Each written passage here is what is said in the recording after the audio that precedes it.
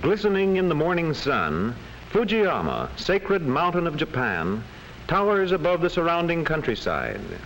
Along narrow paths through terraced rice fields nearby, children from the farming districts proceed on their way to school. With books and lunches packed in neat carrying cases, they pass through ripening tea fields where pickers are already at work.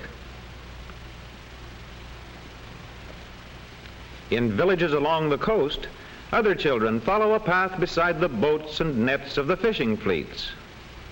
While in the industrial cities, smoking factory chimneys line the road to school. Among the vast army of Japanese school children are Taro and Yukiko Yamada.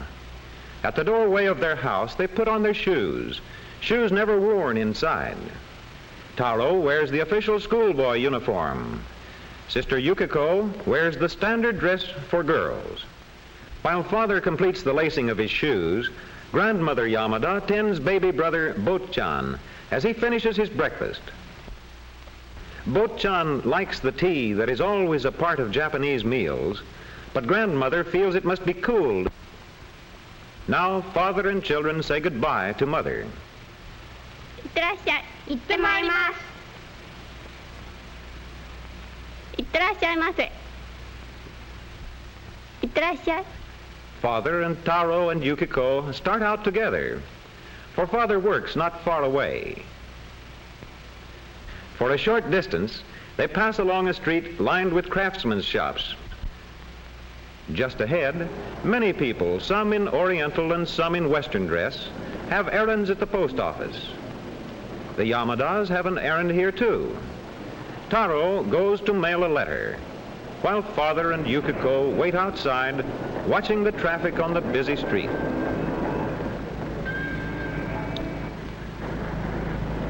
Presently, as Taro rejoins them, they move on, and soon they arrive at a railway station where father is the official in charge.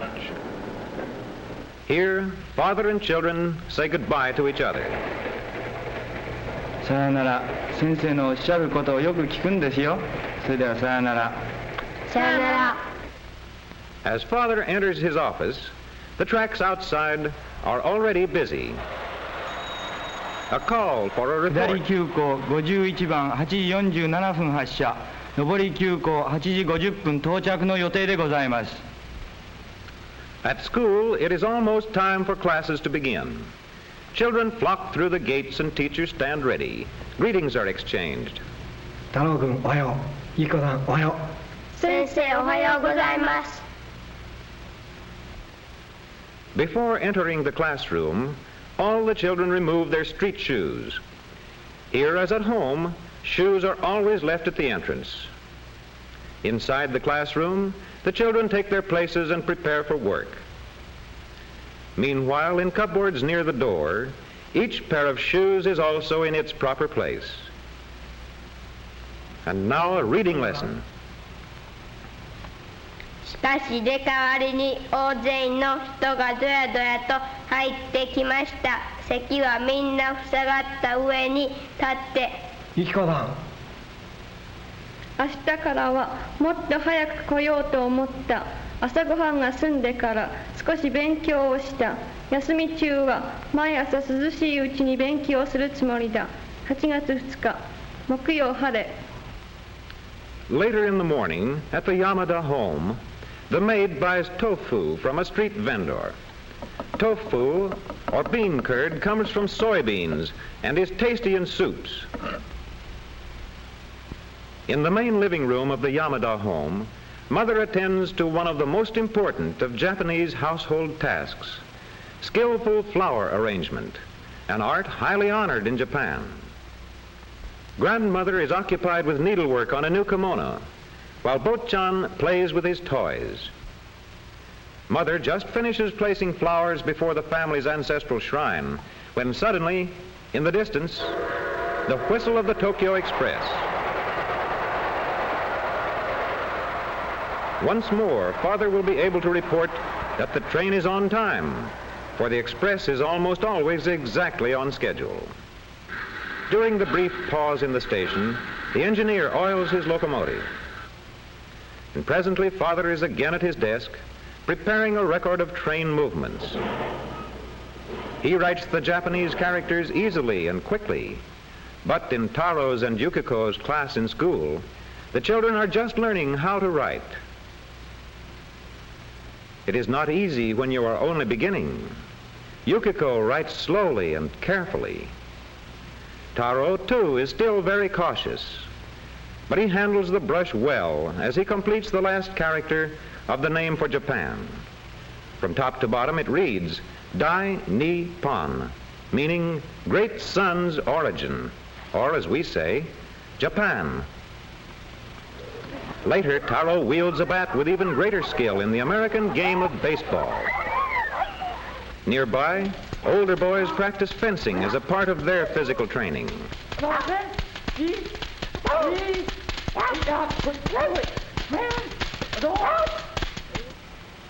Today, Yukiko puts aside her school dress for a fine silk kimono. She and Brother Taro are going to a festival. This is an excursion in which the entire family joins. All look forward to seeing the cherry blossoms, and there will be many other attractions for young and old. Even as the Yamadas are leaving home for the day's outing, other families are already assembling at the scene of the festival. Cherry blossoms are everywhere, framing bridges, and here a castle of old Japan. Among the places visited by many of those who have gathered for the festival is a small shrine, one of thousands of such religious structures to be found in Japan. On their arrival, the Yamadas stop to worship. First, Taro pulls the bell cord, then offerings are tossed into a box by all members of the family. They do not enter the shrine interior, but remain at the entrance. Clapping their hands as a sign of their presence, they bow in reverent silence before leaving.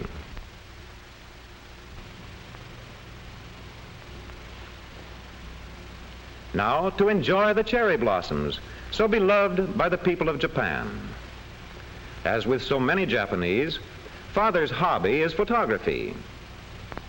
He is anxious to get pictures of the delicate blossoms, which last for only a few days each year. Another popular feature of the festival is a storyteller. 地上運転を終わり機関士夫間違い機関券黒を登場して秋空を切って試験飛行に登った太郎は突如として起こった大旋風に巻き込まれあわやと見る間に切りもみ状態となって隣の吉蔵の屋根に So the day passes with enjoyable activities for all.